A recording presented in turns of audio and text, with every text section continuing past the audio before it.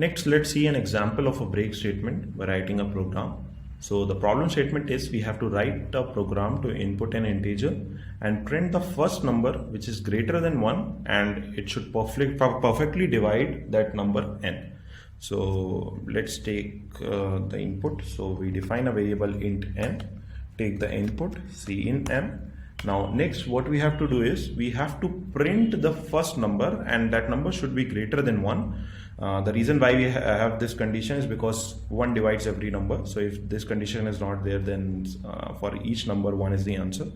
So then what we have to do is we have to find the first number that divides it. So what we do is let's run a loop.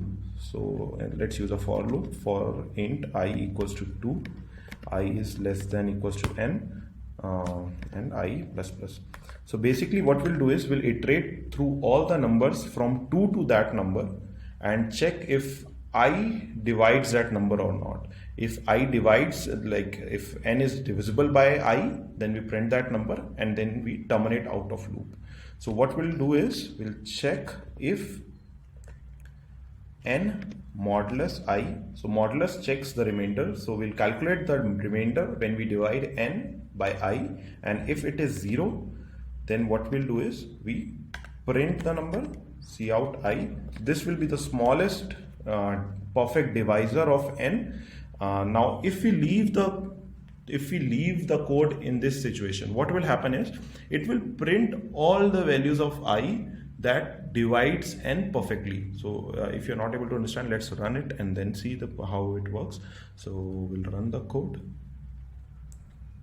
and let's input a value of n, let's say 10. So when we enter 10, we get 3 numbers as output, 2, 5 and 10. So all the 3 numbers divides 10 perfectly, but the problem statement asks us to print just the smallest one. So what we'll do is as soon as we find the first I that divide it, we terminate this loop. So we say that okay, our job is done, let's get out of this loop. So what we'll do is we'll add a break statement.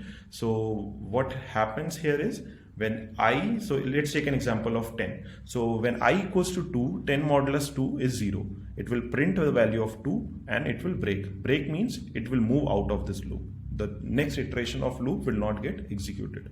So let's run this code and see whether we are able to print the smallest number or not.